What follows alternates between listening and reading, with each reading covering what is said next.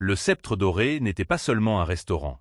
C'était un théâtre du pouvoir, et Catherine Lambert était l'une de ces nombreuses machinistes, formées pour être invisibles. Son uniforme, une robe noire impeccable avec un tablier blanc amidonné, était un costume d'anonymat. Depuis 2 ans, cette invisibilité était son sanctuaire. Elle se déplaçait dans la salle à manger opulente avec une économie de mouvement qui démentait le calcul frénétique dans son esprit. La table 7 a besoin d'eau. Le couple à la table 12 est prêt pour l'addition. Et le redoutable groupe dans la suite privée Versailles en est à sa 3e bouteille de Barolo, un vin dont le nom seul envoyait une douleur fantôme dans sa mâchoire. Ce soir, la tension émanant de la suite Versailles était une force palpable, un bourdonnement de désastre à basse fréquence qui s'infiltrait sous les lourdes portes en chêne et dans la salle à manger principale.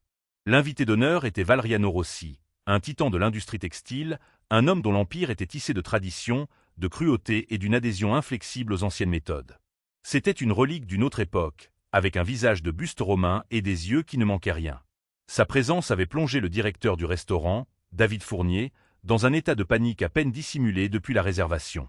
Le travail de Catherine consistait à seconder le serveur principal de la suite, ce qui signifiait qu'elle était celle qui allait chercher le pain supplémentaire, remplissait les verres d'eau et débarrassait les assiettes avec la grâce silencieuse d'un fantôme. Chaque fois qu'elle entrait dans la pièce, la pression s'intensifiait. Monsieur Rossi était assis au bout de la longue table en acajou poli, flanqué de 2 hommes plus jeunes, impeccablement vêtus, que Catherine devinait être ses fils ou neveux. Ils avaient le même nez pointu et la même posture dédaigneuse. En face d'eux se trouvaient 3 cadres américains d'un grand conglomérat de la mode, leur visage un mélange d'avarice et d'anxiété. Entre eux était assis un homme agité d'une 20aine d'années nommé Peterson, le traducteur engagé, dont la sueur commençait à tacher le col de sa chemise coûteuse. L'accord, comme Catherine l'avait reconstitué à partir de bribes de conversation, était monumental. Les filatures familiales de Rossi, les dernières du genre, produisaient un tissu d'une qualité inégalée. Le conglomérat américain voulait les droits exclusifs, un accord qui sécuriserait l'héritage de Rossi et injecterait des capitaux modernes dans son entreprise vieillissante. Mais la négociation avait heurté un mur épais et inamovible de langue et de culture. Non, non, non. La voix de Rossi, un baryton graveleux, traversa la pièce. Il parlait dans sa langue maternelle, ses mots rapides et tranchants. Catherine, debout près du chariot de service, sentit ses épaules se tendre. Elle le comprenait parfaitement. Chaque syllabe était un fantôme d'une vie qu'elle avait méticuleusement enterrée. Vous n'écoutez pas l'âme des mots. Vous me donnez la coquille. La coquille vide. Peterson, le traducteur, balbutia. Monsieur Rossi, je vous assure, la traduction littérale de « gardien du métier à tisser » est littérale. Rossi frappa la paume de sa main sur la table, faisant trembler les verres d'eau en cristal. Nous ne discutons pas de plomberie. Il s'agit d'héritage, des mains de mon grand-père et de son père avant lui. Il s'agit du pacte de sang entre ma famille et le métier. Comment traduisez-vous cela, pacte de sang? Il eut un rire bref et amer, dépourvu d'humour. Vous nous faites passer pour des gangsters. Les cadres américains s'agitèrent, mal à l'aise. Le cadre principal, un homme nommé Richard Sterling, offrit un sourire crispé et apaisant. Monsieur Rossi, nous avons le plus grand respect pour l'histoire de votre famille. Peut-être que si nous nous concentrions sur les chiffres, les canaux de distribution. Rossi fit un geste dédaigneux de la main, le coupant et passant à un français fortement accentué mais clair. Les chiffres sont pour les comptables. Je parle de confiance. Vous voulez mon nom, l'âme de ma famille cousue dans vos vêtements produits en masse. Vous devez comprendre ce que vous achetez. Il se tourna ensuite vers ses propres hommes et déchaîna un torrent de dialectes frustrés, une variation régionale spécifique qui était loin de la langue standardisée enseignée dans les écoles. Catherine sentit un frisson lui parcourir l'échine. C'était le dialecte de son ex-mari, Vincent, la langue de sa cage dorée, les mots prononcés lors des dîners du dimanche qui ressemblaient plus à des enquêtes, les disputes chuchotées au cœur de la nuit, les louanges et les condamnations qu'il avait façonnées et presque brisées. Pendant 5 ans, elle y avait été immergée, forcée d'en apprendre chaque nuance, chaque menace subtile et chaque promesse codée. La maîtrise de la langue avait été une condition de son mariage, un outil de survie dans une famille qui la voyait comme une étrangère, une américaine qui n'appartiendrait jamais vraiment. Elle voyait clairement la situation difficile de Peterson. L'expression sur laquelle Rossi butait, la confiance du fil, n'avait pas de sens littéral. C'était une expression profondément idiomatique, évoquant une responsabilité sacrée, presque spirituelle, transmise de génération en génération. Cela signifiait que chaque fil portait l'intégrité de l'homme qui l'avait tissé. Le traduire littéralement, c'était le rendre vide de sens, voire ridicule. Monsieur Peterson, dit Rossi, sa voix baissant à un niveau dangereusement bas. Dites-leur ceci. Si un homme ne comprend pas que le fil a une mémoire, on ne peut pas lui confier le métier. Dites-leur ça. Peterson déglutit difficilement. Le fil a une mémoire, monsieur. Il avait l'air complètement perdu. Rossi leva les mains au ciel avec dégoût. Basta. Assez. C'est une perte de temps. Il repoussa sa chaise, les pieds raclant durement le parquet. Le son était comme un glas pour l'accord. Ses deux jeunes associés commencèrent immédiatement à rassembler leurs papiers, leurs visages sombres. Richard Sterling, le cadre américain, se leva, son visage pâlissant. « Monsieur Rossi, s'il vous plaît, ne soyons pas hâtifs. Nous pouvons trouver un autre interprète. Nous pouvons reprogrammer. » « Il n'y a rien à reprogrammer, » gronda Rossi en français. « Vous ne comprenez pas. Et si vous ne comprenez pas les fondations, la maison s'effondrera. L'accord est annulé. » La panique éclata dans les yeux de David Fournier alors qu'il se tenait près de la porte. Il voyait un dîner à 10 000 €, un client potentiel à long terme, et sa propre réputation s'effondrer. Il se tordit les mains, son visage un masque de désespoir impuissant. Catherine se tenait figée près de son chariot, une pile d'assiettes en porcelaine dans les mains. Son cœur battait la chamade contre ses côtes. C'était sa vie maintenant. Calme, anonyme, sûre. Elle gagnait son salaire, payait le loyer du minuscule appartement qui était le sien et seulement le sien, et travaillait pour obtenir son diplôme en ligne en sciences de l'information, la profession la plus silencieuse qu'elle pouvait imaginer. Parler cette langue, révéler ses connaissances, serait comme ouvrir une porte verrouillée et inviter les fantômes de son passé à déferler. La famille de Vincent était puissante, avec des relations profondes dans toute la ville. S'il savait où elle était, ce qu'elle faisait. Mais ensuite, elle regarda le visage de Rossi. Elle vit au-delà de la colère et de l'arrogance. Dans ses yeux, elle vit une frustration profonde et lasse, la frustration d'un homme essayant de protéger les derniers vestiges d'un monde en voie de disparition, un monde d'artisanat et d'honneur, d'un monde de feuilles de calcul et de marges bénéficiaires. C'était un monde qu'elle avait autrefois détesté, mais dont elle connaissait la langue aussi bien que la sienne. Rossi était à mi-chemin de la porte. L'accord, d'une valeur supérieure à tout ce que Catherine pourrait jamais concevoir, était mort à 99%. Son directeur était sur le point d'avoir une crise cardiaque. Les Américains semblaient vaincus. Sa formation, son instinct, sa nouvelle vie soigneusement construite lui criaient de rester silencieuse, de débarrasser les assiettes et de se fondre dans le décor. Mais quelque chose d'autre, une étincelle de défi qu'elle pensait éteinte depuis longtemps, s'agita en elle. Pendant 5 ans, cette langue avait été utilisée pour la contrôler, la diminuer, lui rappeler sa place. Et si, pour une fois, elle pouvait l'utiliser pour construire quelque chose? Alors que Rossi passait devant elle, son parfum coûteux l'enveloppant, une seule phrase, calme mais claire, glissa de ses lèvres. Elle ne parla pas dans la langue formelle des manuels du traducteur malheureux, mais dans le dialecte riche et nuancé de la propre région de Rossi. Le monde dans la suite Versailles s'arrêta. Rossi se figea, la main sur la poignée de la porte. Les cadres américains la regardèrent, confus. La mâchoire de David Fournier tomba. Rossi se retourna lentement, ses yeux comme des éclats d'obsidienne se fixant sur les siens. Il scruta son simple uniforme noir, son visage sans fard, la pile d'assiettes qu'elle tenait encore. L'incrédulité, puis le choc, puis une curiosité naissante et dangereuse vacillèrent sur ses traits. « Qu'est-ce que, dit-il, sa voix un grondement sourd qui semblait faire vibrer l'air même, venez-vous de dire ?» Catherine soutint son regard, son cœur un tambour frénétique contre ses côtes. Le silence dont elle avait parlé venait de prendre fin, et elle sut avec une certitude terrifiante que sa vie ne serait plus jamais calme. Le silence qui suivit les paroles de Catherine était plus lourd et plus profond que tout ce qu'elle avait jamais connu. C'était un vide absolu, aspirant l'air de la pièce. Tous les yeux étaient fixés sur elle, la serveuse, l'entité inexistante, la femme payée pour faire partie du mobilier. À cet instant, elle était le centre d'un univers dans lequel elle n'avait jamais demandé à entrer. Les assiettes dans ses mains semblaient soudain immensément lourdes, le dernier ancrage à la simple réalité qu'elle habitait quelques secondes auparavant. Monsieur Rossi fit un pas lent et délibéré pour rentrer dans la pièce. Sa posture avait changé. La frustration explosive avait disparu, remplacée par une immobilité déconcertante, le calme enroulé d'un prédateur qui vient de capter une odeur inattendue et fascinante. Il ignora complètement les puissants cadres et le directeur terrifié, toute son attention convergeant vers Catherine. « Je vais vous le redemander, » dit-il, sa voix basse et dépourvue de sa colère antérieure.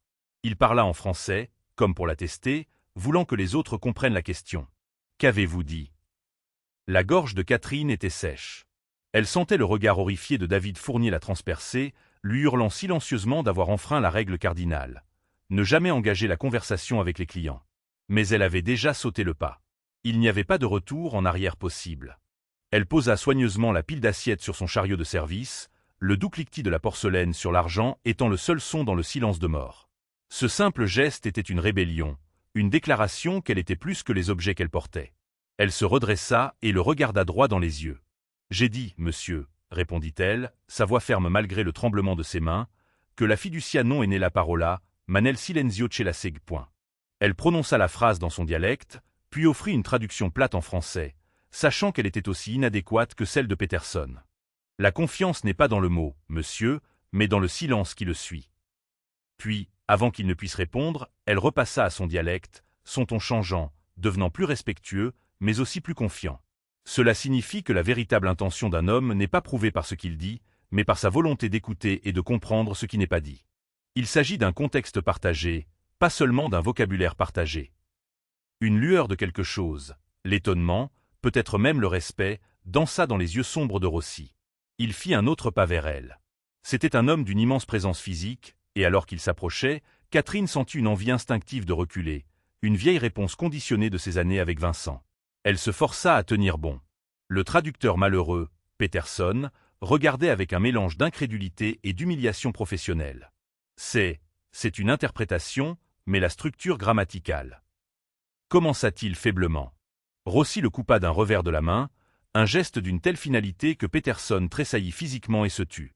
Les yeux de Rossi ne quittèrent pas ceux de Catherine. « Où une fille comme vous a-t-elle appris à parler comme ma grand-mère » demanda-t-il, la question tranchante, inquisitrice. Il n'était plus seulement un homme d'affaires. Il était un inquisiteur. Il l'interrogeait sur ses origines, son histoire, son identité même. C'était le terrain dangereux.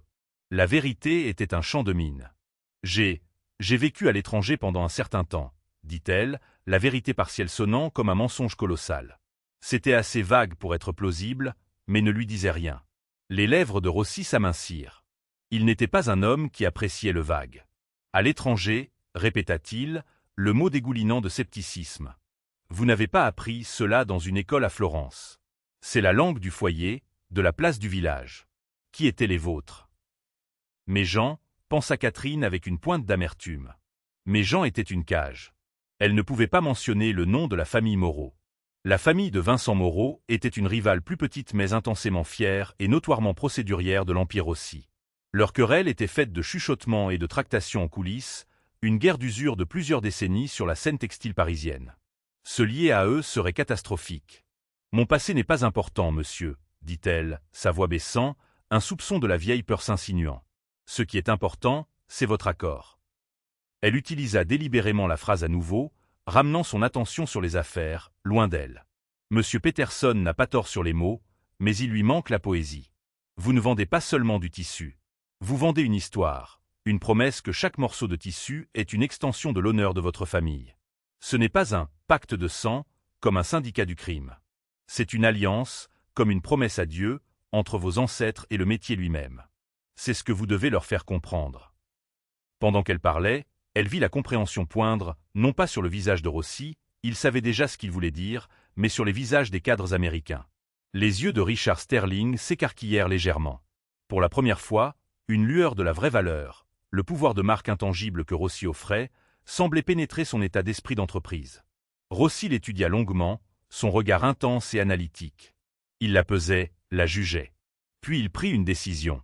Il se tourna vers David Fournier, complètement abasourdi. « Ce dîner n'est pas terminé, » annonça-t-il. À Peterson, il fut plus dédaigneux. « Vous avez terminé. Envoyez votre facture à mon bureau. » Il pointa ensuite un doigt résolu vers Catherine. « Vous n'êtes plus une serveuse. Pas pour ce soir. Vous travaillez pour moi. Asseyez-vous. » Il désigna la chaise que Peterson venait de quitter, à côté des cadres américains. C'était un ordre, pas une invitation. La pièce entière sembla basculer sur son axe. Catherine regarda la chaise vide, son revêtement de velours moelleux un symbole d'un monde auquel elle n'appartenait pas. S'asseoir à la table avec ces hommes. L'idée était ridicule, terrifiante. « Monsieur, je ne peux pas, » balbutia-t-elle. « Je suis une employée du restaurant. J'ai mes tâches. » « Vos tâches viennent de changer, » dit Rossi, son ton ne laissant aucune place à la discussion. Il tourna son regard puissant vers David Fournier, qui avait l'air de pouvoir s'évanouir. « Monsieur Fournier, votre employé, m'est prêté pour le reste de la soirée. Je vous dédommagerai pour son temps et vos ennuis. Généreusement. Sommes-nous d'accord ?» David, pris entre la colère d'un millionnaire et la rupture complète du protocole du restaurant, ne put que hocher la tête à plusieurs reprises. « Oui, monsieur Rossi. Bien sûr, monsieur Rossi. Tout ce dont vous avez besoin. » Rossi se retourna vers Catherine. L'ordre dans ses yeux était absolu. « Asseyez-vous. Nous avons du travail. » Son esprit était un tourbillon de panique et d'exaltation. C'était insensé. Elle était une serveuse. Elle avait des factures à payer, une vie à reconstruire, brique par brique douloureuse. Cet homme lui offrait une place à une table où des milliards étaient discutés, tout ça à cause d'une langue qu'elle avait apprise sous la contrainte. L'ironie était stupéfiante. La compétence, même qui avait été un marqueur de sa soumission, était maintenant présentée comme une source de pouvoir. Lentement, comme dans un rêve, elle fit le tour de la table. Elle sentait les regards des cadres, leur curiosité mêlée de suspicion. Qui était cette femme? D'où venait-elle? L'un des jeunes associés de Rossi, un homme au très fin nommé Marco, la regardait avec un regard particulièrement pénétrant, son expression illisible. Elle tira la lourde chaise et s'assit. Le tablier amidonné semblait ridicule, un rappel brutal de sa place. Elle commença instinctivement à le dénouer, ses mains tâtonnant avec le nœud dans son dos. « Laissez-le » ordonna Rossi du bout de la table alors qu'il reprenait sa propre place. « Qu'il n'oublie pas où j'ai trouvé la seule personne dans cette ville capable de dire la vérité. » Les mains de Catherine retombèrent sur ses genoux. Elle était assise là, dans son uniforme de serveuse et son tablier, à une table chargée de cristal et d'argenterie, le sort d'un accord commercial mondial reposant soudainement, incroyablement, sur ses épaules. Le murmure d'une langue oubliée était devenu un rugissement, et il venait de la jeter au cœur de la tempête. Assise à la table, Catherine ressentit une sensation vertigineuse de dislocation. Le velours moelleux de la chaise était un paysage étranger comparé aux semelles usées de ses chaussures de travail. La perspective était complètement faussée. Elle avait l'habitude de regarder la table de haut, anticipant les besoins, débarrassant les restes. Maintenant, elle était au niveau des yeux, une participante. Les lourds couverts en argent semblaient être des instruments étrangers dans ses mains, bien qu'elle en ait poli et placé des milliers. Monsieur Rossi laissa de nouveau le silence s'installer, une pause théâtrale délibérée. Il voulait que tout le monde absorbe le changement de pouvoir, l'étrangeté pure de la situation. Il prit son verre de vin, fit tournoyer le liquide rouge profond, puis le pointa vers Catherine. « Maintenant, commença-t-il en se tournant vers Richard Sterling, nous allons recommencer. Et elle, son regard fixé sur Catherine, construira le pont. » Sterling, un homme habitué au rythme prévisible des conseils d'administration, était clairement déstabilisé. Il regarda Catherine, puis de nouveau Rossi. « Monsieur Rossi, avec tout le respect que je vous dois, c'est très peu orthodoxe. Nous ne savons rien de cette jeune femme.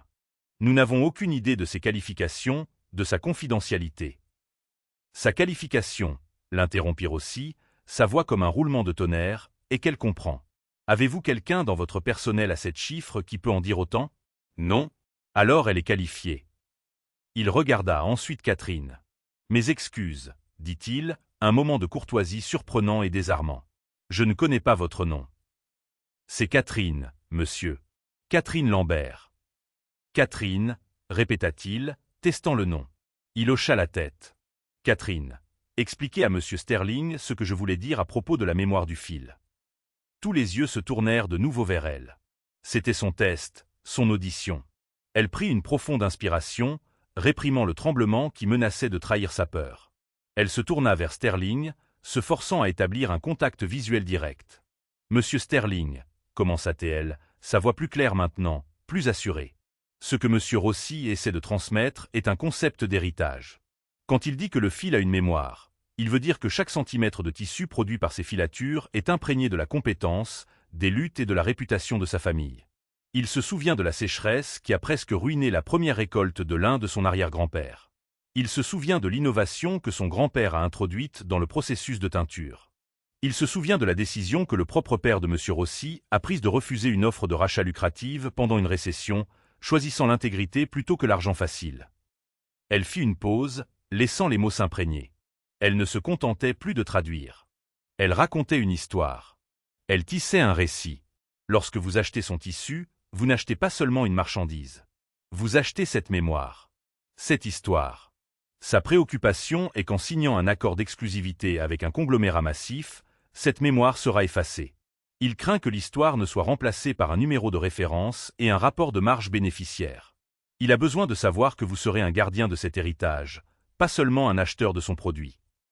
Alors qu'elle terminait, un nouveau type de silence s'abattit sur la pièce. Ce n'était pas le silence tendu et inconfortable d'avant, mais un silence pensif et contemplatif. Richard Sterling la fixa, son expression illisible pendant un moment, puis un lent hochement de tête. Une véritable compréhension commençait enfin à poindre. « Un gardien de l'héritage », répéta doucement Sterling. « Je vois. » Il regarda Rossi. « Monsieur Rossi, je comprends votre préoccupation. Notre marketing pour cette nouvelle ligne de prestige serait entièrement construit autour de cette histoire. L'authenticité du nom Rossi est son principal atout. Nous ne voulons pas l'effacer. Nous voulons la vendre. » Rossi grogna, un son qui pouvait signifier n'importe quoi. Il posa une question complexe dans son dialecte, adressée à Catherine mais destinée à Sterling.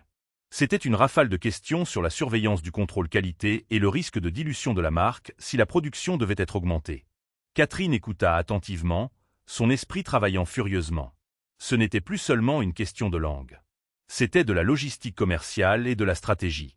Elle se tourna vers Sterling. « Monsieur Rossi demande comment vous pouvez garantir que la « mémoire Rossi » ne sera pas compromise lorsque votre calendrier de production exigera une augmentation de 50% de la production la première année. Il veut savoir qui, dans votre organisation, aura le pouvoir d'arrêter une expédition si elle ne répond pas aux normes historiques de sa famille. Des normes qui sont souvent subjectives et ne peuvent être quantifiées sur une liste de contrôle. Qui sera le gardien quand il ne sera pas dans la pièce ? » C'était le cœur du problème. Sterling et son équipe échangèrent un regard rapide et inquiet. Leur modèle était basé sur l'efficacité et l'échelle. Celui de Rossi était basé sur une dévotion presque fanatique à la perfection. Les négociations reprirent, mais la dynamique avait fondamentalement changé. Catherine n'était plus une traductrice passive, mais un conduit actif. Elle ne se contentait pas d'échanger des mots d'une langue à l'autre. Elle filtrait les intentions, clarifiait les nuances culturelles et adoucissait les angles abrasifs. Lorsque Rossi faisait une demande qui sonnait comme une menace brutale, elle la reformulait comme une déclaration de ses principes inébranlables. Lorsque Sterling utilisait un jargon d'entreprise qui sonnait stérile et irrespectueux, elle infusait du langage de partenariat et de respect que Rossi comprendrait. Elle construisait le pont, exactement comme il avait demandé, planche par planche, mot par mot. L'un des jeunes associés de Rossi, celui appelé Marco, qu'il avait observé si attentivement, commença à intervenir, parlant dans une version plus formelle et standardisée de la langue. Il souleva des points sur les clauses légales et la responsabilité. Il était vif, intelligent et clairement un acteur clé de l'opération Rossi. Chaque fois qu'il parlait, il regardait Catherine, un défi subtil dans les yeux, comme pour tester les limites de ses connaissances. À un moment donné, il utilisa un terme juridique légèrement archaïque lié aux guildes d'artisans. C'était une référence obscure conçue pour la piéger. Sans sourciller, Catherine expliqua son contexte historique aux Américains, le reliant au concept moderne des droits de propriété intellectuelle pour une marque patrimoniale. Les sourcils de Marco se haussèrent de surprise. Il fit un léger signe de tête presque imperceptible, une concession d'un expert à un autre. À partir de ce moment, sa suspicion sembla se tempérer d'un respect réticent. Pendant 2 heures, Catherine navigua dans les eaux dangereuses de la négociation. Son tablier était une touche surréaliste dans ce drame d'entreprise à enjeux élevés. Elle oublia sa fatigue, ses pieds endoloris, la peur de son passé. Elle était absorbée par la tâche, par le puzzle complexe du langage et du sens. Elle sentit une montée de puissance, un sentiment d'utilité qu'elle n'avait pas ressenti depuis des années. Elle n'était pas la timide épouse de Vincent Moreau, forcée de mettre en valeur ses compétences linguistiques pour impressionner sa famille autoritaire. Elle était Catherine Lambert, la clé indispensable d'un accord d'1 milliard d'euros. Finalement, Rossi leva la main. La conversation cessa. Lui et Sterling se regardèrent à travers la longue table. La tension avait disparu, remplacée par les fondations fatiguées mais solides d'une compréhension mutuelle. « Richard », dit Rossi, utilisant le prénom de Sterling pour la première fois. « Nous allons demander à nos avocats de rédiger un accord préliminaire. Il inclura la création d'un nouveau comité de surveillance conjoint pour l'assurance qualité. Le comité sera présidé par mon neveu, Marco. » Il fit un geste vers le jeune homme au regard vif. Et ses décisions seront finales, non négociables. Sterling afficha un large sourire soulagé. Il se leva et tendit la main.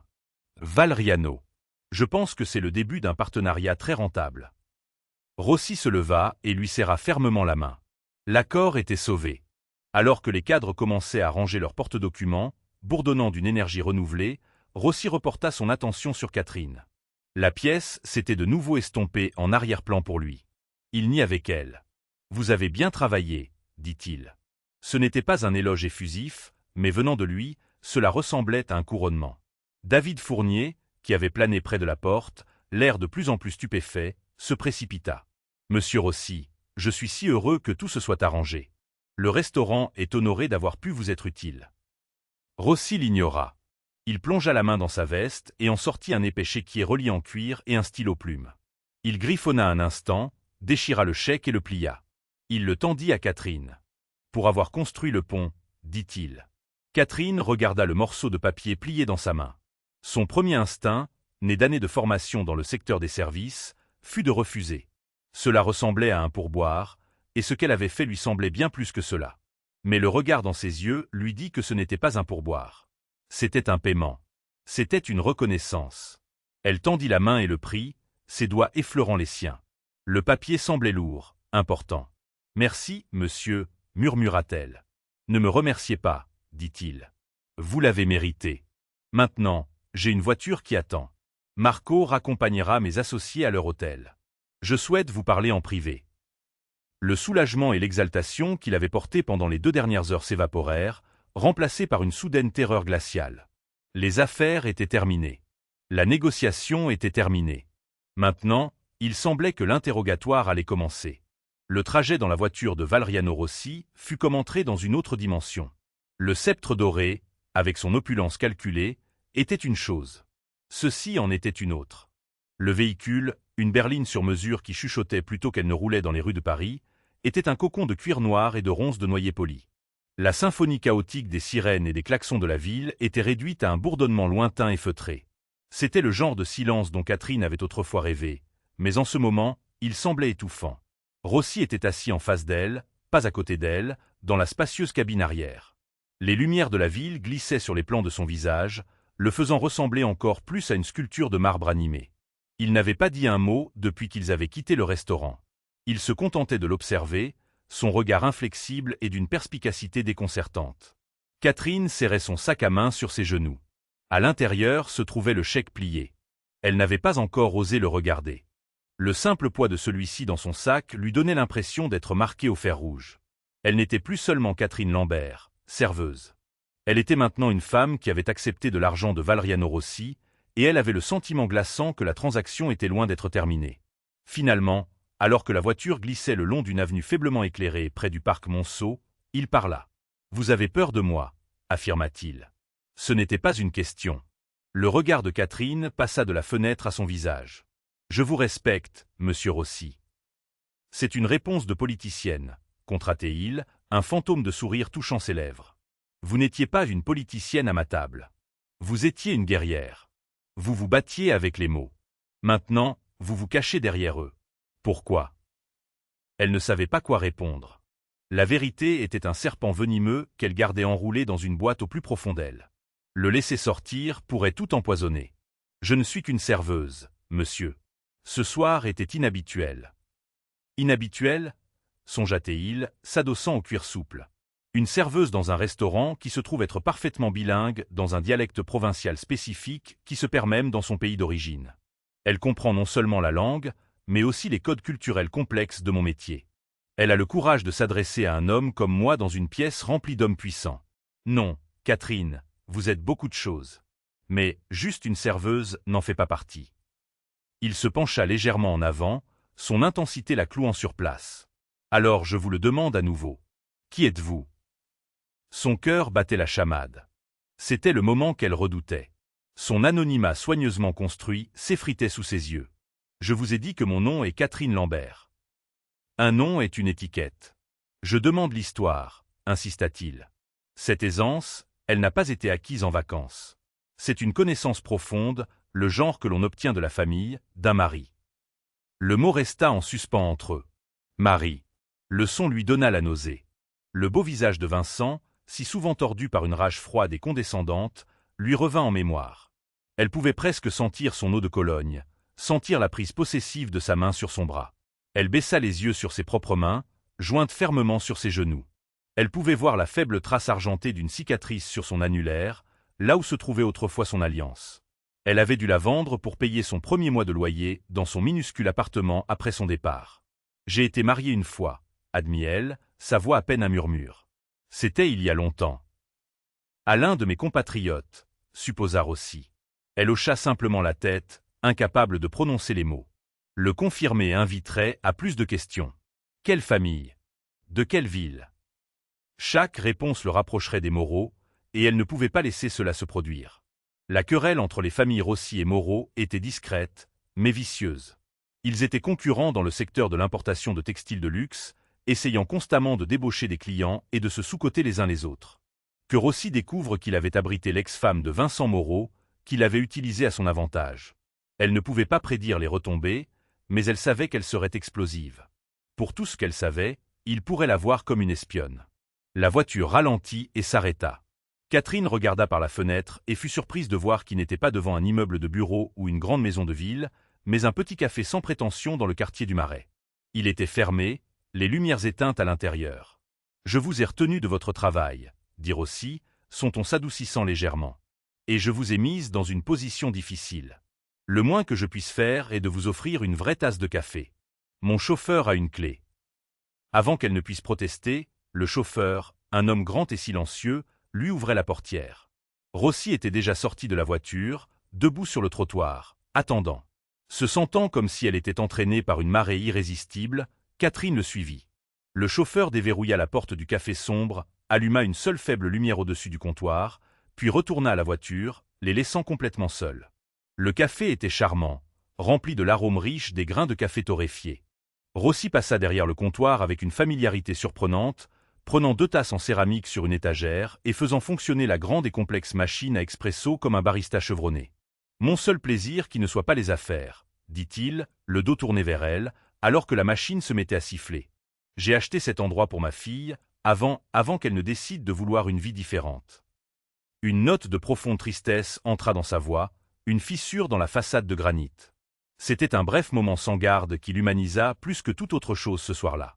Il apporta les 2 tasses fumantes de cappuccino à une petite table et lui fit signe de s'asseoir. Le geste était plus chaleureux maintenant, moins un ordre. « Catherine, » dit-il, ses yeux sérieux par-dessus le bord de sa tasse. « Je ne vous presserai pas pour votre histoire. Pas ce soir. Une femme qui construit une forteresse autour de son passé a généralement une très bonne raison de le faire. Mais je ne suis pas un imbécile.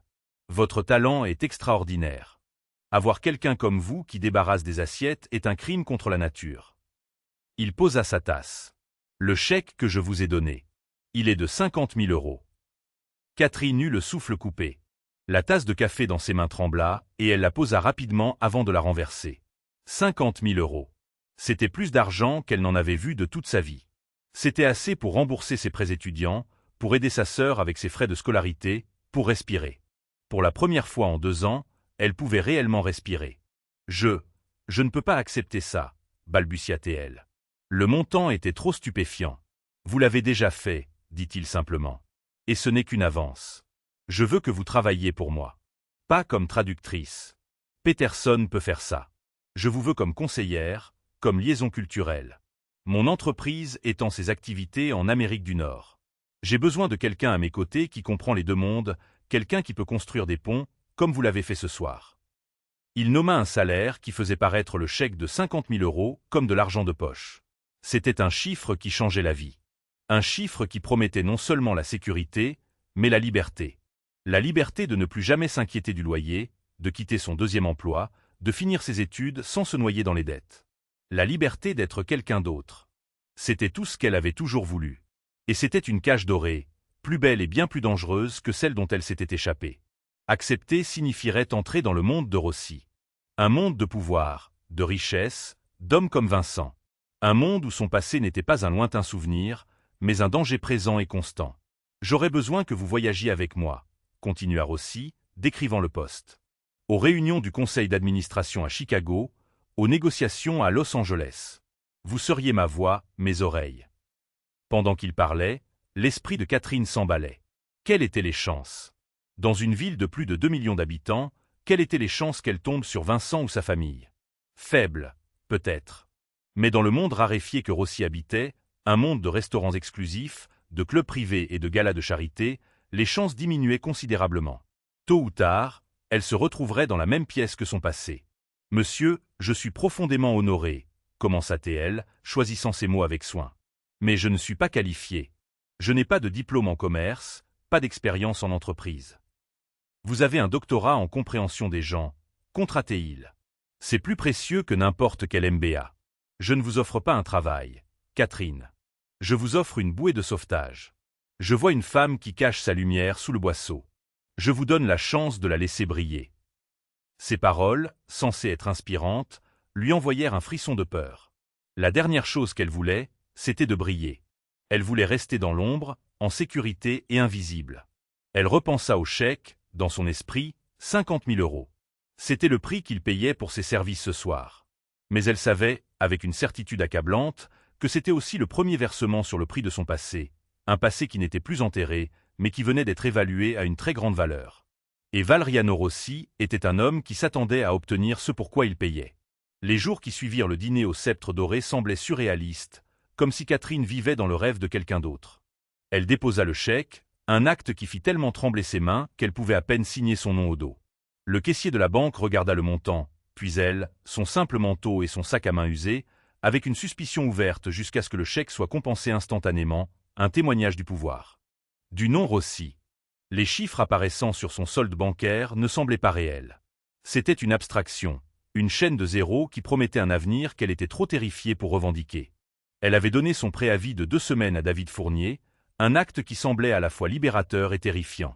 David, qui était au bord de la crise de nerfs depuis cette nuit-là, la traitait avec une étrange nouvelle déférence, comme si elle était une princesse en visite qui avait brièvement consenti à débarrasser des tables. Ses collègues bourdonnaient de rumeurs. Certains étaient heureux pour elle, d'autres étaient venimeusement jaloux. Pour eux, elle était la fille qui avait gagné au loto. Aucun d'entre eux ne savait que le ticket était une bombe à retardement. Elle n'avait pas donné de réponse définitive à M. Rossi. Elle avait demandé une semaine pour considérer son offre, une demande qu'il avait acceptée d'un simple hochement de tête, comme s'il était certain de sa réponse éventuelle. Le salaire qu'il avait offert était un murmure constant et alléchant dans son esprit. Ce n'était pas seulement de l'argent. C'était une arme, un bouclier. C'était le pouvoir d'être vraiment indépendante, de protéger sa jeune sœur, Jessica, des difficultés financières qu'elle avait elle-même connues. Jessica était en 2e année dans une université publique, et l'idée de pouvoir lui dire qu'elle n'aurait plus jamais à s'inquiéter des prêts étudiants était un leurre puissant. Pour se débattre avec la décision, elle passa un après-midi au musée du Louvre, son sanctuaire. Elle se retrouva dans la galerie des peintures de la Renaissance, entourée de portraits d'hommes au visage sévère et de leurs épouses parées de bijoux. Les femmes dans les peintures regardaient avec des expressions placides et contrôlées. Elles étaient vêtues des plus beaux tissus, des velours et des soies de leur époque, probablement provenant de filatures pas si différentes de celles de Rossi. Elles étaient des symboles de la richesse et du statut de leur mari. Elles étaient belles, vénérées et piégées. Des cages dorées. Une vague de vertige la submergea alors qu'elle regardait un portrait en particulier, une femme aux yeux sombres et savants et une seule perle parfaite à l'oreille. Elle vit son propre reflet dans la vitre de protection, et pendant une seconde terrifiante, ce fut comme regarder un fantôme de son avenir ou un fantôme de son passé. Elle se souvint d'un dîner au début de son mariage avec Vincent. C'était dans la vaste propriété de ses parents à Neuilly-sur-Seine. La maison était froide, remplie de meubles lourds et sombres et du poids de la tradition. Elle portait une nouvelle robe, un cadeau de Vincent, faite d'une soie lourde qui bruissait quand elle bougeait. Elle avait passé des semaines à pratiquer ses compétences linguistiques, désespérée d'impressionner sa redoutable mère, Sophie Moreau. Pendant le dîner, la conversation s'était tournée vers une récente rivalité commerciale. Le père de Vincent fulminait contre un concurrent qu'il avait déjoué sur un contrat de dentelle importée. Le nom qu'il avait craché avec tant de venin était Valeriano Rossi. Ce vieux loup avait grondé le père de Vincent. Il prêche la tradition et l'honneur, mais c'est un requin. Il utilise les anciennes méthodes comme une arme, charmant ses fournisseurs avec des histoires de son grand-père, pendant que ses avocats vous éventrent dans les petits caractères. Sophie Moreau avait ajouté sa voix, comme des éclats de glace, son ambition est vulgaire. Un homme de vraie famille n'a pas besoin d'être aussi agressif. Il n'a aucune éducation. Catherine avait écouté en silence, un nœud d'anxiété se serrant dans son estomac. Elle vivait au cœur de cette querelle, Une guerre sans effusion de sang menée avec des contrats et des chuchotements. Plus tard dans la soirée, elle avait commis une petite gaffe sociale, confondant deux oncles éloignés.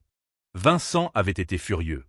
Il l'avait entraînée dans une bibliothèque, ses doigts s'enfonçant dans son bras. « Tu m'as embarrassé », avait-il sifflé, sa voix basse et menaçante. « Tu es une Moreau maintenant. Tu dois être parfaite. Chacun de tes mots, chacun de tes gestes rejaillit sur moi, sur cette famille. Tu comprends ?» Elle avait trop bien compris. Sa valeur résidait dans sa performance, sa fluidité, son aplomb, sa beauté. Ils n'étaient pas les siens. C'étaient des atouts appartenant à la famille Moreau, à déployer pour leur avantage social et commercial. La belle robe de soie semblait soudain être une camisole de force. La maison, une prison. C'était sa cage dorée. Debout dans le musée maintenant, le souvenir était si vif qu'elle pouvait presque sentir l'emprise de Vincent sur son bras. L'offre de Rossi était une autre cage, n'est-ce pas? Un design différent, peut-être un gardien plus bienveillant, mais une cage néanmoins. Elle serait son atout. Sa voix, son esprit, sa compréhension unique, il lui appartiendrait. Elle jouerait une fois de plus un rôle, cette fois sur une scène mondiale. Et sur cette scène, les chances de rencontrer la famille Moreau n'étaient pas seulement possibles, elles étaient inévitables. Que ferait Vincent s'il la voyait? S'il la voyait aux côtés de Rossi, puissante, réussie, maniant les compétences mêmes qu'il avait autrefois utilisées pour la contrôler. Sa fierté était une chose fragile et violente. Il ne verrait pas son succès comme le sien. Il le verrait comme une trahison, un vol. Il croirait qu'elle avait pris un atout des Moreau, sa connaissance de leur culture et de leur langue, et l'avait vendue à l'ennemi. Il essaierait de la détruire. Il essaierait de détruire Rossi pour l'avoir abritée. Elle quitta le musée, l'esprit en ébullition. Marchant dans l'air vif de l'automne du jardin du Luxembourg, elle luttait avec sa peur. Pendant 2 ans, elle avait été définie par sa fuite. Toute son identité était construite sur ce dont elle s'était enfuie. Elle avait survécu en étant petite, silencieuse et invisible. L'offre de Rossi était terrifiante parce qu'elle lui demandait d'être le contraire. Elle lui demandait d'être visible, d'être puissante, d'avoir une voix. Pouvait-elle le faire? Se souvenait-elle même comment? Son téléphone vibra. C'était un numéro inconnu. Elle hésita, puis répondit. Catherine Lambert. La voix était masculine, professionnelle et familière. Il lui fallut un moment pour la situer. C'est Marco, dit-il. Le neveu de Monsieur Rossi.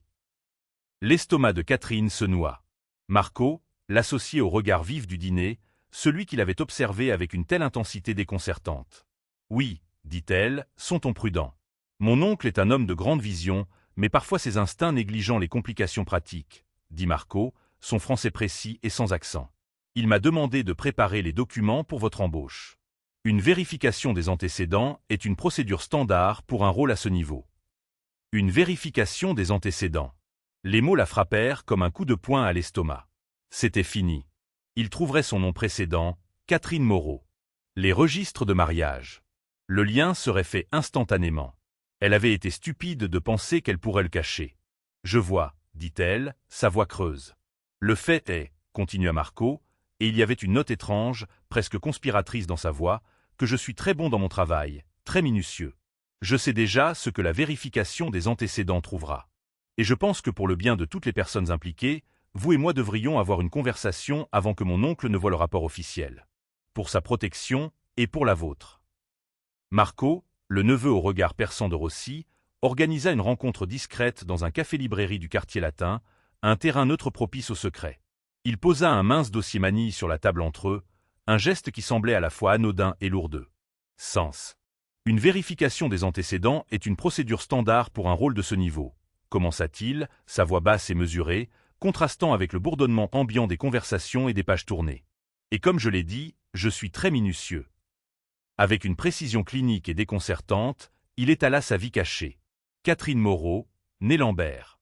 Mariée pendant 5 ans à Vincent Moreau, fils de l'un des rivaux les plus acharnés de notre famille. Un divorce compliqué, scellé par le tribunal. Suivi de 2 années d'un anonymat soigneusement construit. Serveuse, étudiante à distance.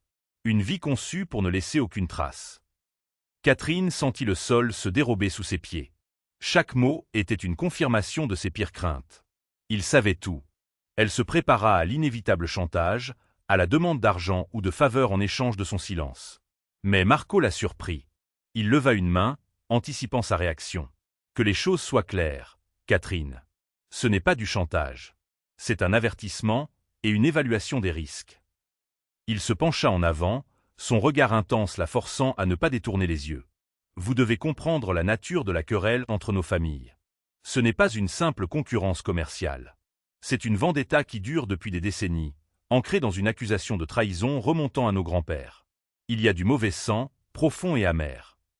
Il détailla la guerre froide entre les Rossi et les Moreau, une rivalité faite de contrats volés, de rumeurs empoisonnées et d'une haine mutuelle qui était presque un article de foi dans les deux clans. Et puis il y a Vincent, continua Marco, son ton se durcissant. Vous le connaissez mieux que quiconque. C'est un homme d'une fierté immense et d'un contrôle de soi très limité. Sa vanité est son moteur. Quand il vous verra aux côtés de mon oncle, triomphante et essentielle, il ne verra pas une ex-femme qui a trouvé le succès. Il verra une traîtresse qui a livré un bien familial, votre connaissance, votre langue, à l'ennemi juré. Il ne se contentera pas d'être en colère. Il cherchera à se venger, et son but sera de vous ruiner tous les deux, mon oncle et vous.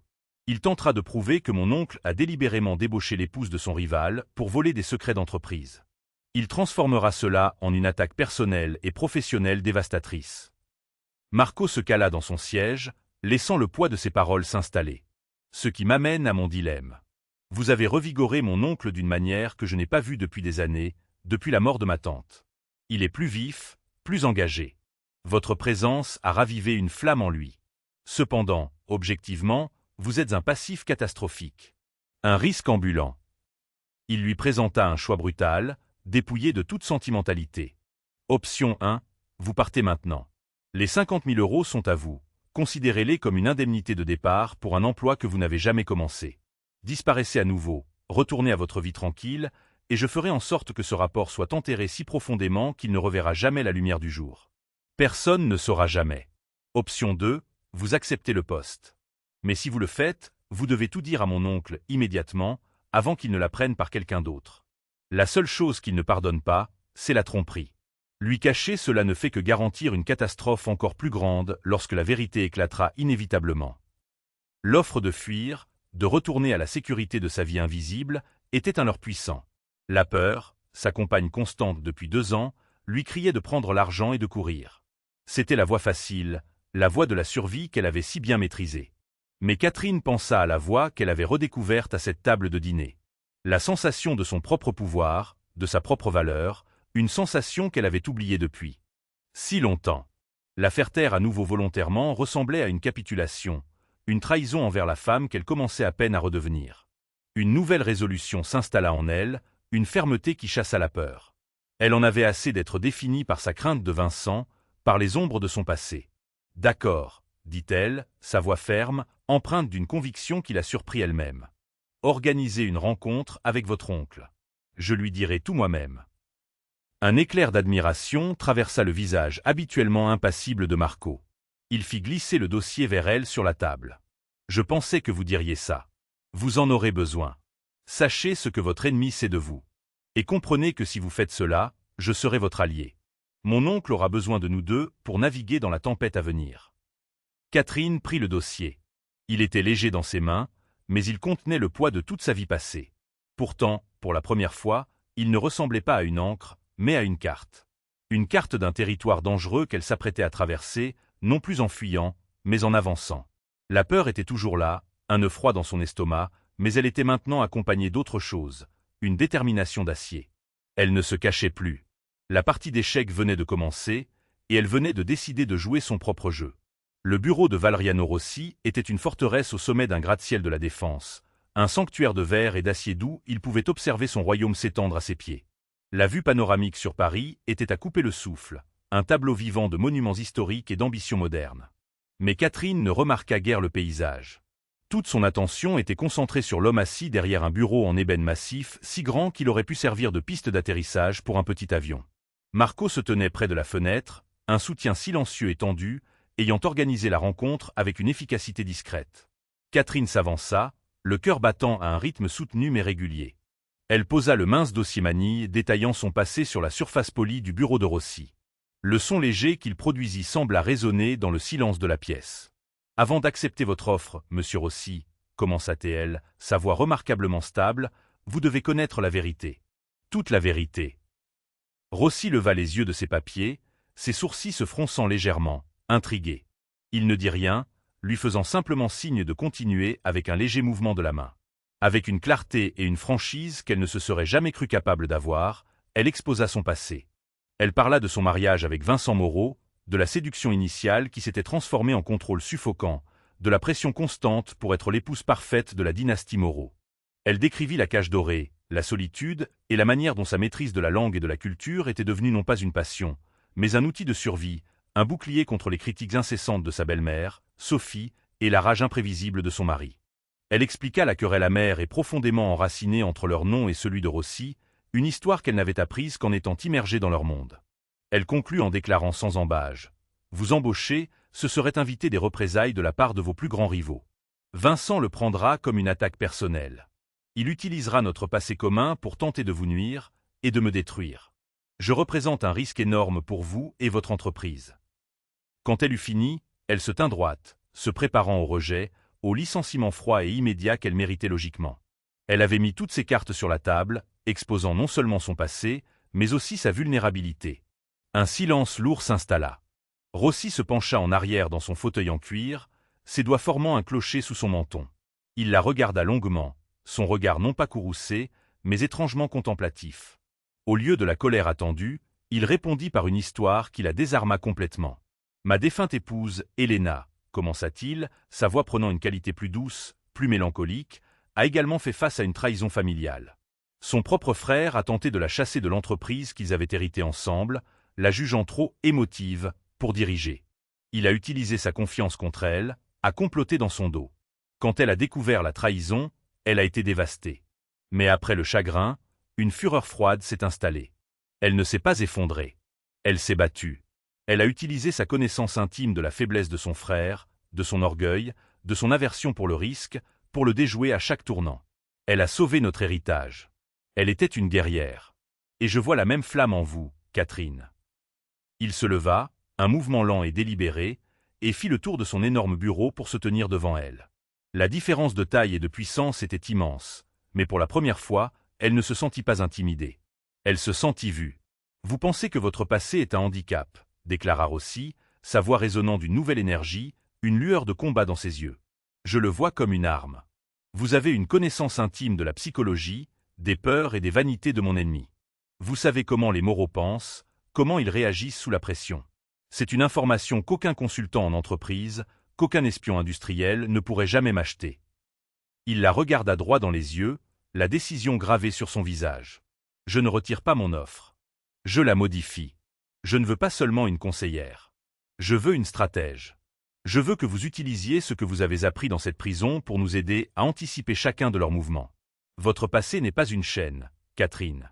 C'est une épée. Et je vais vous apprendre à la manier. » Des larmes de soulagement profond et inattendu coulèrent sur les joues de Catherine. Ce n'étaient pas des larmes de tristesse ou de peur, mais des larmes de catharsis. Il ne lui offrait pas seulement un emploi. Il lui offrait une alliance. Il prenait les fragments brisés de sa vie passée et lui montrait comment les reforger en une armure. Pour la première fois depuis qu'elle avait quitté Vincent, elle ne se sentit plus comme une fugitive, mais comme une survivante en passe de devenir une combattante. « J'accepte, » dit-elle, sa voix claire malgré l'émotion qui la nouait. Quand elle serra sa main tendue, la poignée fut ferme, solide. Ce n'était pas seulement un accord. C'était une déclaration de guerre. Et pour la première fois, elle se sentait enfin armée pour la bataille à venir.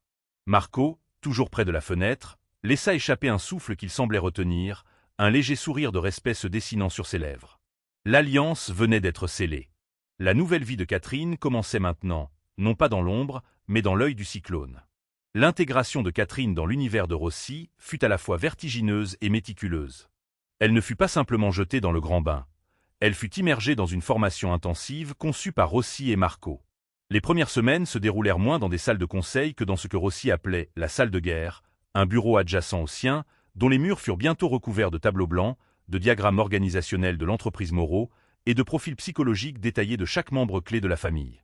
Rossi voulait qu'elle transforme ses souvenirs douloureux en données exploitables. « La mémoire est une émotion », lui dit-il un jour, en tapotant une photo de son ex-beau-père, Jean-Jacques Moreau. « L'intelligence est un schéma. Trouvez les schémas dans vos souvenirs. » « Jean-Jacques, Comment réagissait-il aux mauvaises nouvelles lors des dîners de famille? Les cachait-il? Cherchait-il un bouc émissaire? Sa réaction à une mauvaise récolte de coton en Égypte peut nous dire comment il réagira si nous perturbons sa chaîne d'approvisionnement en soie. Catherine passa des heures à se remémorer, non pas les humiliations, mais les détails. Les conversations à voix basse entre Vincent et son père après une réunion du conseil. La façon dont Sophie Moreau parlait avec dédain des « nouveaux riches » qui investissaient dans la technologie, révélant l'aversion de la famille pour l'innovation. Elle se souvint de la panique de Vincent face à un audit fiscal surprise, une peur disproportionnée qui laissait entrevoir des irrégularités financières potentielles. Chaque souvenir était une pièce du puzzle. Marco, de son côté, lui enseigna le langage des affaires de Rossi. Il la guida à travers les bilans financiers, les stratégies de marché et les subtilités juridiques de l'industrie textile internationale. Il fut un mentor patient mais exigeant, impressionné par la rapidité avec laquelle elle absorbait des concepts complexes. « Vous avez une aptitude naturelle pour cela », lui confia-t-il un soir, alors qu'il travaillait tard sur une analyse concurrentielle. « Vous voyez les gens derrière les chiffres. C'est une compétence que la plupart des diplômés des écoles de commerce n'acquièrent jamais. » Sa nouvelle garde-robe fut un autre aspect de sa transformation. Rossi l'envoya chez les meilleurs tailleurs de Paris, non pas pour l'habiller de parures ostentatoires, mais pour lui créer une armure de professionnalisme. Les robes sur mesure, les tailleurs pantalons impeccables et les tissus de la plus haute qualité n'étaient pas destinés à la faire paraître riche, mais à la faire se sentir puissante et à sa place. En enfilant ses vêtements, elle se sentit se délester de l'uniforme de serveuse, de la peau de la victime. Elle se sentait devenir Catherine Lambert, stratège. Le test décisif arriva 1 mois après son embauche. Rossi était en négociation pour acquérir une petite entreprise de technologie textile en Allemagne, spécialisée dans les tissus intelligents et durables. C'était un mouvement audacieux qui positionnerait l'entreprise Rossi loin devant ses concurrents plus traditionnels. Ils apprirent par un contact que les Moreau étaient également intéressés, préparant une contre-offre. « C'est là que tu entres en jeu », lui dit Rossi lors d'une réunion stratégique. « Ils vont essayer de nous battre sur le prix. C'est leur seule méthode, la force brute. Mais cette entreprise allemande, elle est dirigée par une jeune femme, une ingénieure qui a tout construit elle-même. Comment les Moreau vont-ils l'approcher ?» Catherine ferma les yeux un instant, se plongeant dans la psychologie des Moreau. « Ils enverront Jean-Jacques et Vincent, » dit-elle avec certitude. « Ils essaieront de l'intimider avec leur histoire, leur prestige. Ils la traiteront avec condescendance, comme une enfant qui a eu de la chance. Ils parleront d'intégrer sa petite start-up dans leur grand héritage. Ils essaieront de l'étouffer avec leur tradition. Ce sera une insulte à tout ce qu'elle a accompli. »« Et nous ?» demanda Marco. « Nous faisons le contraire, » répondit Catherine, ses yeux s'ouvrant, brillant d'une idée. « Monsieur Rossi n'ira pas. Vous irez, Marco. Vous représentez l'avenir, pas le passé. Et vous n'irez pas seul. Vous emmènerez la directrice de notre département R&D. » Deux innovateurs parlant à une autre. Ne parlez pas d'héritage. Parlez de collaboration, d'indépendance. Offrez-lui non seulement de l'argent, mais aussi les ressources de Rossi pour développer sa vision, avec elle toujours à la tête de sa propre division. Ne lui offrez pas de l'intégrer, offrez-lui de la propulser. La stratégie fonctionna à la perfection. L'approche paternaliste et arrogante des Moreau offensa la fondatrice allemande, tandis que l'offre de Rossi, présentée par Marco comme un partenariat entre pairs, la séduisit. L'accord fut signé avec Rossi. Ce fut une victoire majeure, non seulement pour l'entreprise, mais aussi pour Catherine. Elle avait utilisé sa connaissance de la faiblesse de son ennemi pour leur assurer un avantage stratégique. Elle avait manié l'épée. La nouvelle de l'acquisition fit grand bruit dans le milieu. Dans les cercles financiers de Paris, on commença à parler de la nouvelle direction audacieuse que prenait l'entreprise Rossi et des rumeurs circulèrent sur une mystérieuse nouvelle conseillère qui semblait être au cœur de cette transformation. L'invisibilité de Catherine était terminée. Elle savait que ce n'était qu'une question de temps avant que Vincent ne découvre non seulement qu'elle travaillait pour Rossi, mais qu'elle était l'architecte de sa récente défaite. La guerre froide était sur le point de devenir brûlante, et elle se préparait pour la confrontation inévitable, non plus avec la peur d'une fugitive, mais avec l'assurance d'une stratège qui connaissait parfaitement son adversaire. La confirmation que Vincent savait arriva sous la forme d'un bouquet de fleurs. Pas n'importe quelle fleur, mais un arrangement extravagant d'orchidées blanches, ses fleurs préférées, celles qui lui offraient toujours après une dispute particulièrement violente.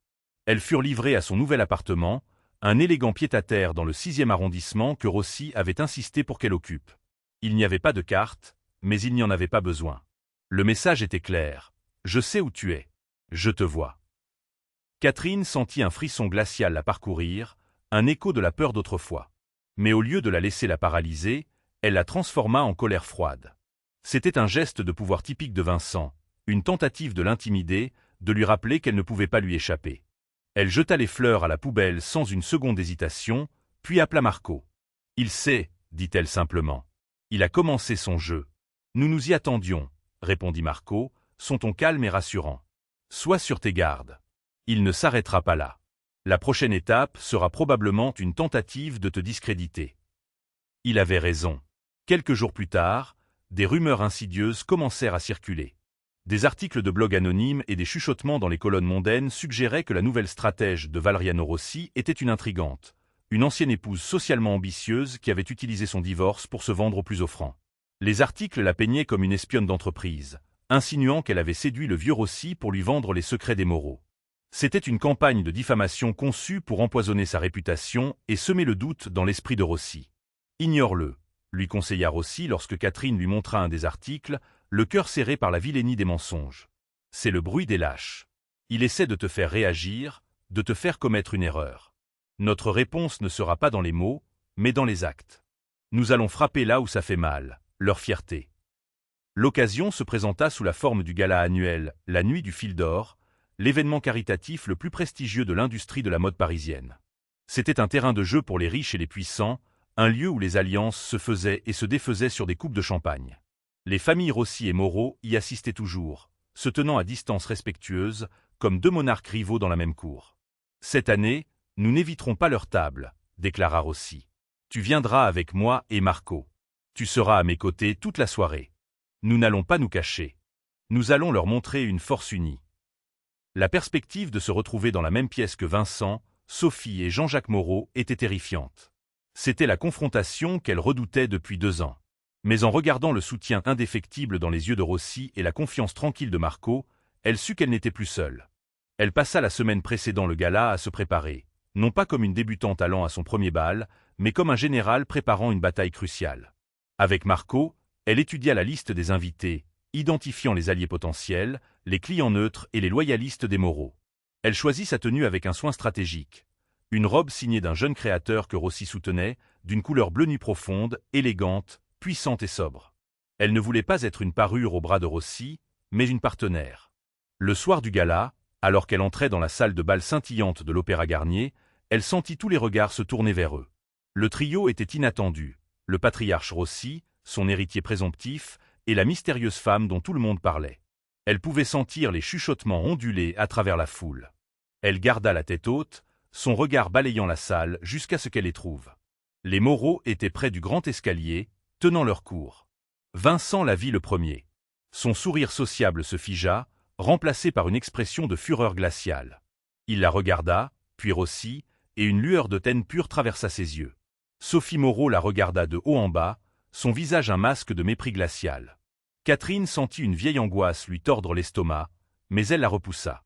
Elle n'était plus la jeune femme effrayée qui cherchait désespérément leur approbation. « Allons dire bonjour », dit doucement Rossi, la guidant fermement mais gentiment par le bras. Marcher à travers la foule vers la table des Moreau lui donna l'impression de traverser un champ de mines. Chaque pas était délibéré. Le moment de la confrontation était arrivé. Alors qu'ils approchaient, Vincent se détacha de son groupe et vint à leur rencontre, son corps tendu de rage contenue. Il s'arrêta juste devant Catherine, l'ignorant complètement pour s'adresser à Rossi. « Rossi, dit-il, sa voix dégoulinant de venin poli. Je ne savais pas que vous étiez réduit à ramasser les restes des autres. » Le silence tomba sur leur entourage immédiat. C'était une insulte directe, brutale, conçue pour humilier à la fois Rossi et Catherine en public. Avant que Rossi ne puisse répondre avec la fureur tonitruante qu'elle voyait monter dans ses yeux, Catherine fit un pas en avant, se plaçant subtilement entre les 2 hommes.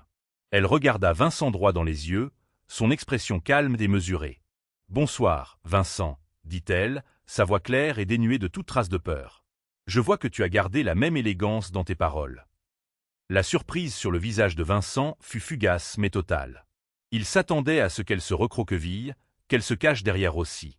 Il ne s'attendait pas à ce qu'elle lui fasse face, et encore moins avec un calme aussi glacial. Son intervention eut également pour effet de désamorcer la réaction explosive de Rossi, qui, bien que toujours furieux, laissa à Catherine l'espace pour manœuvrer. Il reconnut le moment, ce n'était pas sa bataille à mener, mais la sienne. Les restes, continua Catherine, un léger sourire ironique flottant sur ses lèvres. C'est une curieuse façon de décrire un atout stratégique. Mais je suppose que cela dépend de la perspective. Certains voient une ressource précieuse et la cultivent, d'autres la considèrent comme une simple propriété et s'étonnent quand elle décide de chercher un meilleur investissement pour ses talents. Chaque mot était choisi avec soin, utilisant le langage des affaires qu'il comprenait, transformant son insulte personnelle en une analyse de sa propre myopie managériale. Elle ne se défendait pas, elle l'analysait. La rougeur de la colère monta au cou de Vincent. « Tu oses me faire la leçon? Toi? Une serveuse que j'ai sortie du caniveau ?» siffla-t-il, sa voix baissant pour que seuls ceux qui étaient proches puissent entendre, mais l'intensité de sa fureur était palpable. « Ah, le caniveau !» répondit Catherine, son calme imperturbable contrastant fortement avec sa rage bouillonnante. « Tu veux parler de ce petit appartement d'étudiant où je terminais mes études avant que tu ne décides que ma seule ambition devrait être de choisir le bon vin pour tes dîners d'affaires? Mon éducation, à tes côtés, a été très instructive, Vincent. J'ai appris, par exemple, que la maison Moreau craint l'innovation plus que la faillite et que votre stratégie à long terme repose entièrement sur l'espoir que le monde ne changera jamais. C'était une leçon précieuse. Je remercie M. Rossi de m'avoir donné l'occasion de mettre cette analyse à profit. » À ce moment, Sophie et Jean-Jacques Moreau, ayant senti que la situation leur échappait, s'approchèrent. Sophie lança à Catherine un regard qui aurait pu geler le champagne dans les flûtes. « Assez, Catherine. Vous vous ridiculisez, dit-elle d'un ton glacial. »« Ridiculiser ? Au contraire, Sophie, » intervint Rossi, sa voix un grondement de basse profonde, reprenant le contrôle de la situation. « Madame Lambert vient de vous donner une consultation gratuite sur la faiblesse fondamentale de votre modèle économique. En tant que votre principal concurrent, je la trouve d'une précision dévastatrice. » Il fit un signe de tête à Catherine, un geste de pur respect. Son analyse a déjà permis à mon entreprise de remporter l'acquisition de Technostoff en Allemagne. Un dossier que, si je me souviens bien, votre fils a personnellement perdu. L'impact de cette déclaration fut comme une détonation dans le cercle des initiés qui écoutaient.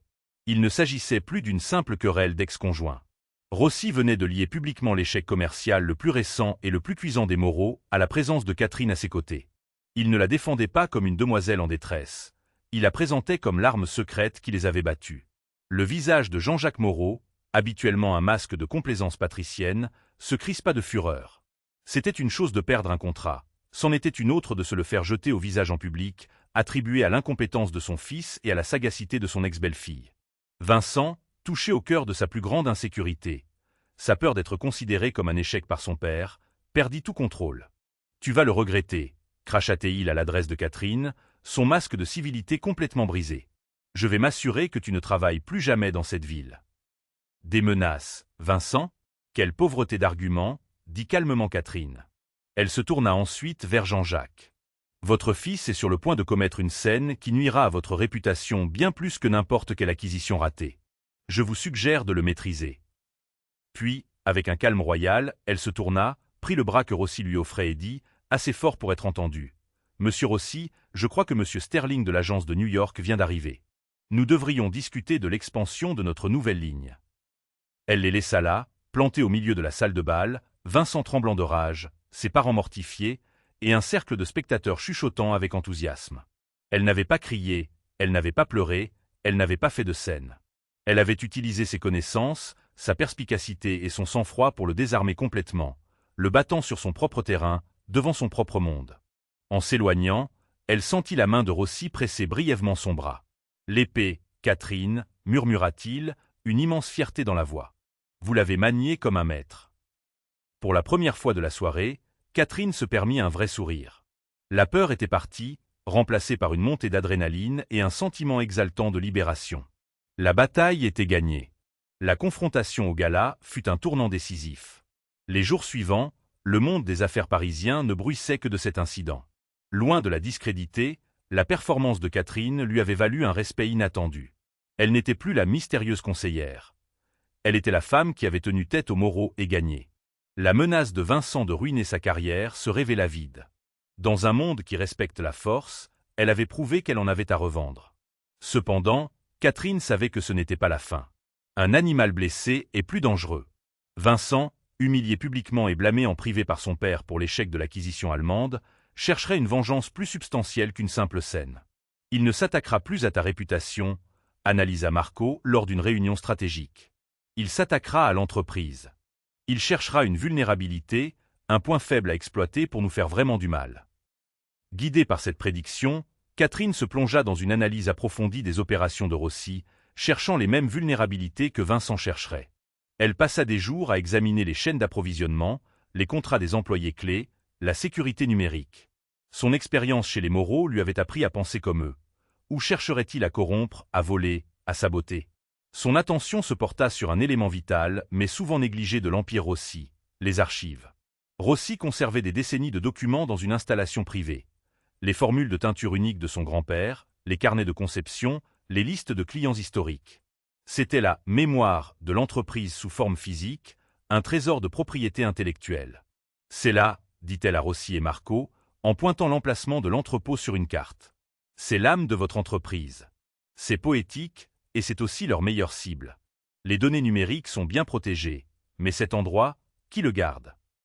Rossi la rassura en lui expliquant que l'installation était sécurisée, dirigée par un archiviste de longue date, un homme nommé Gérard, qui était avec la famille depuis 30 ans. Mais pour Catherine, une loyauté de longue date était aussi une faille potentielle. Un homme loyal peut être complaisant, insista-t-elle. Et si Gérard a des problèmes? Des dettes de jeu? Un enfant malade? Les Moreau chercheront un levier. Poussé par son insistance, Marco mena une enquête discrète sur Gérard. Les craintes de Catherine se confirmèrent. Gérard, un homme par ailleurs irréprochable, avait un fils qui avait accumulé d'énormes dettes auprès de prêteurs sur gages peu scrupuleux. La famille Moreau, avec ses vastes réseaux, aurait pu facilement découvrir cette information et l'exploiter. Le temps pressait. Ils organisèrent une opération pour protéger les archives. Au lieu de confronter Gérard et de risquer qu'il ne prévienne les Moreau, ils décidèrent de le devancer. Sous le prétexte d'une numérisation complète pour des raisons d'assurance, une équipe de confiance engagée par Marco commença le processus méticuleux de copie de chaque document important. Catherine supervisa personnellement le projet, travaillant jour et nuit avec l'équipe. En examinant les vieux registres, elle découvrit bien plus que des formules. Elle découvrit l'histoire de la querelle. Dans un vieux journal appartenant au grand-père de Rossi, elle trouva une entrée décrivant une trahison. Le grand-père de Vincent Moreau, alors un jeune partenaire, avait volé un design de tissu révolutionnaire et l'avait vendu à des concurrents, manquant de ruiner la jeune entreprise Rossi. C'était le péché originel, l'acte qui avait engendré des décennies d'animosité. C'était une information que même Rossi ne connaissait que par des récits familiaux vagues. C'était la preuve. L'avant-dernier jour de la numérisation, l'inévitable se produisit. L'alarme silencieuse de l'entrepôt se déclencha au milieu de la nuit. Marco et son équipe de sécurité, qui étaient en surveillance, interceptèrent non pas Gérard, mais 2 hommes tentant de s'introduire par effraction. Quand la police arriva, les hommes avouèrent rapidement avoir été payés par un intermédiaire pour récupérer des documents. L'intermédiaire fut rapidement lié à un chef de la sécurité de l'entreprise Moreau. La tentative de vol était flagrante, maladroite et désespérée. Vincent avait agi exactement comme Catherine l'avait prédit. Sous la pression, il était devenu imprudent. Le lendemain matin, Rossi convoqua une réunion d'urgence avec ses avocats. Ils avaient les Moreau. La preuve de l'effraction, combinée au témoignage de l'intermédiaire, était suffisante pour une action en justice dévastatrice. Nous allons les détruire, gronda Rossi, ses yeux brillant d'une fureur juste. Mais Catherine, tenant la copie numérique du journal du grand-père de Rossi, proposa une autre voie. Une bataille juridique sera longue, coûteuse et publique, dit-elle. Cela nuira aux 2 entreprises. Il y a une autre façon de gagner. Une façon qui ne les détruit pas, mais qui met fin à la guerre. Elle expliqua son plan, un plan audacieux qui ne reposait pas sur la vengeance, mais sur une justice stratégique. Elle proposait d'utiliser la preuve non pas pour attaquer, mais pour forcer une reddition. C'était une manœuvre risquée, qui exigeait de la retenue au moment de la victoire la plus totale, mais si elle réussissait, elle pourrait remodeler le paysage de leur industrie pour les décennies à venir. Rossi et Marco l'écoutèrent, d'abord sceptiques, puis avec une admiration croissante. Le plan de Catherine n'était pas seulement brillant, il était sage. Il montrait qu'elle n'était pas seulement une stratège, mais une véritable leader. La décision fut prise. Ils n'allaient pas intenter un procès. Ils allaient convoquer un sommet. La convocation fut envoyée non pas par des avocats, mais par un coursier personnel, une simple lettre sur un papier cartonné épais portant l'entête de Rossi. Elle invitait Jean-Jacques Moreau et son fils Vincent à une réunion privée dans les bureaux de Rossi, précisant que le sujet était l'avenir des relations entre leurs deux maisons. La lettre se terminait par une phrase énigmatique. Veuillez également apporter toute documentation relative à la conception du tissu Lumière d'automne de 1958. C'était le nom du design volé que Catherine avait découvert dans le journal. C'était un signal, un coup de semonce qui leur indiquait que Rossi savait bien plus qu'il ne l'imaginait. Les Moreau arrivèrent non pas avec l'arrogance qu'ils affichaient en public, mais avec une tension palpable. Jean-Jacques avait l'air fatigué, son assurance patricienne fissurée. Vincent était blême, un mélange de défi et de peur dans les yeux. Ils furent conduits dans la salle de conférence principale, où Rossi, Marco et Catherine les attendaient. La table était vide, à l'exception d'un seul ordinateur portable au centre. « Merci d'être venu », commença Rossi, son ton froid et formel. « Nous pourrions passer des heures à discuter de l'effraction de l'autre nuit, des témoignages que nous avons recueillis et du procès pour espionnage industriel qui en résulterait inévitablement. Mais je crois que Madame Lambert a une proposition plus constructive. » Catherine prit la parole. Elle ne regarda pas Vincent, mais directement Jean-Jacques, reconnaissant que c'était lui le véritable détenteur du pouvoir. « Monsieur Moreau, dit-elle calmement, cette querelle a assez duré. Elle a empoisonné vos deux familles pendant plus de 60 ans. Elle a commencé par une injustice, et elle a été perpétuée par l'orgueil. » Elle fit un signe à Marco, qui alluma l'ordinateur. Portable. À l'écran apparut une image numérisée en haute résolution du journal du grand-père de Rossi, ouverte à la page décrivant en détail le vol du design Lumière d'automne par le grand-père Moreau. « Nous avons la preuve de la trahison originelle, » continua Catherine. « Et nous avons la preuve de la tentative de vol de la semaine dernière, une action imprudente menée par votre fils. » Vincent sursauta comme s'il avait été frappé. « Vous n'avez aucune preuve que j'étais impliqué. »« Vraiment, Vincent ?» intervint Marco, sa voix tranchante comme de l'acier. « L'intermédiaire que vous avez engagé est un de vos anciens gardes du corps. Nous avons les registres téléphoniques. Voulez-vous vraiment jouer à ce jeu devant votre père ?» Vincent se tut, le visage défait. Jean-Jacques Moreau soupira, un son de défaite profonde et amère. Il regarda son fils avec un mépris glacial, puis reporta son attention sur Rossi. « Que voulez-vous, Valeriano ?» demanda-t-il, sa voix rauque. « Une fusion ?» dit Vincent avec un ricanement désespéré. « Jamais. »« Non, » dit Catherine, coupant court à sa remarque. « Pas une fusion. Une trêve. Et une réparation. » Elle exposa les termes. Premièrement, une reconnaissance publique de la part des Moreau, non pas du vol de 1958, ce qui serait trop humiliant, mais une déclaration conjointe annonçant la fin de décennies de rivalité improductive et le début d'une nouvelle ère de concurrence respectueuse. Deuxièmement, les Moreau céderaient à Rossi leur participation majoritaire dans une filature de soie en difficulté en Italie, une propriété qu'ils avaient acquise des décennies plus tôt et qui, ironiquement, avait été une source de tensions constantes. C'était une réparation symbolique et financière, une restitution qui ne paralyserait pas leur entreprise, mais qui marquerait une concession significative. Et enfin, dit Catherine, son regard se posant finalement sur Vincent, Vincent Moreau se retirera de toutes les opérations de l'entreprise qui le mettent en concurrence directe avec la maison Rossi. Il peut gérer vos affaires intérieures, mais il ne sera plus le visage de votre entreprise sur le marché international. C'était le coup de grâce. Ce n'était pas seulement une punition, c'était une neutralisation stratégique. Elle lui enlevait son pouvoir, son terrain de jeu, le reléguant à un rôle de second plan. Vincent se leva d'un bond, renversant sa chaise. « C'est ridicule. Je n'accepterai jamais ça. »« Tu t'assois et tu te tais, » gronda Jean-Jacques, son autorité paternelle revenant avec une force féroce. « Tu as causé assez de dégâts. » Il regarda Rossi. « Ce sont des conditions difficiles, Valeriano. »« Ce sont des conditions justes, » répondit Rossi. « Elle vous offre une issue honorable, Jean-Jacques. L'alternative est un scandale public qui détruira la confiance de vos investisseurs et le nom de votre famille pour une génération. Le choix vous appartient. » Il y eut un long silence. Jean-Jacques Moreau semblait vieillir de 10 ans sous leurs yeux. Il avait construit sa vie sur l'héritage de la rivalité, et maintenant il était confronté à sa fin, provoqué par l'incompétence de son propre fils et la brillance de la femme que son fils avait rejetée. Finalement, il hocha la tête. « Nous acceptons les conditions. » La réunion était terminée. La guerre était finie. Alors que les Moreau se levaient pour partir, Vincent lança un dernier regard plein de haine à Catherine. Mais il n'y avait plus de menace dans ses yeux, seulement la futilité amère de la défaite. Elle soutint son regard, non pas avec triomphe, mais avec une sorte de pitié lasse. Il n'était plus un monstre dans son esprit. Il n'était qu'un homme faible et orgueilleux, piégée dans une cage de sa propre fabrication. Alors qu'il passait la porte, elle sut qu'elle était enfin, complètement, libre de lui. Dans les mois qui suivirent la trêve, un changement palpable s'opéra dans le paysage de l'industrie textile. La déclaration conjointe de Rossi et Moreau fit l'effet d'une bombe, mettant fin à des décennies d'animosité et inaugurant une période de stabilité inattendue.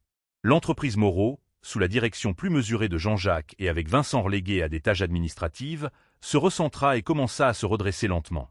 Mais c'est l'entreprise Rossi qui prospéra véritablement. Libérée de la nécessité de se prémunir constamment contre un rival acharné, elle put se consacrer entièrement à l'innovation. La filature de soie acquise lors de l'accord fut le premier projet de Catherine en tant que directrice de la stratégie et du développement. Au lieu de simplement l'absorber dans l'empire Rossi, elle proposa un plan audacieux. En faire un incubateur pour les jeunes designers et les artisans textiles, un lieu où les anciennes techniques rencontreraient les nouvelles technologies. Le « projet Renaissance », comme elle l'appela, devint un succès retentissant, attirant des talents du monde entier et positionnant Rossi non seulement comme un leader de l'industrie, mais aussi comme un mécène des arts. La vie de Catherine se transforma d'une manière qu'elle n'aurait jamais pu imaginer. L'appartement du 6e arrondissement devint son foyer, un espace rempli de livres et de lumière, où le silence n'était plus un refuge contre la peur, mais un havre de paix. Le salaire généreux et la sécurité financière lui permirent de faire plus que simplement aider sa sœur Jessica. Elle créa une bourse d'études au nom de sa mère à l'université de Jessica, destinée à aider les jeunes femmes poursuivant des carrières dans les sciences de l'information. Un après-midi d'automne, 1 an après le dîner fatidique au Sceptre doré, elle reçut un appel de Jessica. « Je voulais juste te dire que la première lauréate de la bourse Lambert a été annoncée, » dit Jessica, sa voix vibrante d'émotion. Elle m'a dit que sans cette aide, elle aurait dû abandonner ses études. Tu as changé sa vie, Kat. En raccrochant, Catherine regarda par la fenêtre de son bureau, la même vue panoramique sur Paris qui l'avait autrefois intimidée. Les larmes lui montèrent aux yeux, mais cette fois, c'étaient des larmes de gratitude. Elle avait non seulement reconstruit sa propre vie, mais elle était maintenant en mesure de construire des ponts pour les autres. Sa relation avec Rossi et Marco s'était approfondie, passant d'une alliance professionnelle à une véritable affection familiale. Rossi, dont la fille restait éloignée, voyait en Catherine une sorte d'héritière spirituelle, une personne qui comprenait l'équilibre entre la tradition et l'avenir. Marco, son allié du premier jour, était devenu son confident le plus proche, un partenaire de travail avec qui elle partageait un respect mutuel et une amitié facile. Un soir, alors qu'ils dînaient tous les trois pour célébrer le succès du projet Renaissance, Rossi leva son verre. « À Catherine, » dit-il, son regard chaleureux, qui nous a rappelé que la plus grande mémoire n'est pas celle contenue dans le fil, mais celle qui réside dans le courage humain. Elle a pris un passé douloureux et l'a tissé en un avenir brillant, non seulement pour elle-même, mais pour nous tous. Catherine sourit, une expression de contentement sincère. Elle repensa à la femme qu'elle était, invisible et effrayée, se déplaçant comme une ombre dans une salle à manger luxueuse. Elle avait parcouru un chemin si long. La langue qui avait été l'instrument de son oppression était devenue la clé de sa libération. La connaissance intime de son geôlier était devenue l'arme de sa victoire. Le silence qu'elle avait cherché comme un bouclier avait été remplacé par une voix, sa voix, claire, forte et entendue. Plus tard dans la soirée, en rentrant chez elle, elle passa devant le Sceptre doré. Par la fenêtre, elle pouvait voir les serveurs se déplacer avec une grâce silencieuse, les tables remplies de gens puissants négociant des accords et célébrant des victoires. Elle s'arrêta un instant, non pas avec un sentiment de nostalgie ou de peur, mais avec une reconnaissance sereine pour le lieu où tout avait commencé. Ce n'était plus le théâtre de son invisibilité.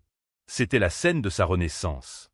En continuant son chemin dans la nuit parisienne, Catherine Lambert se sentait enfin complète. Elle n'était plus définie par ce qu'elle avait fui, mais par ce qu'elle avait construit. Elle était une stratège, une philanthrope, une amie. Elle était une femme qui avait trouvé sa propre voix dans le silence et qui l'utilisait maintenant pour composer la musique de sa propre vie. La guerre était finie, la paix avait été gagnée, et l'avenir s'étendait devant elle, un tissu de possibilités infinies qu'elle était prête à tisser.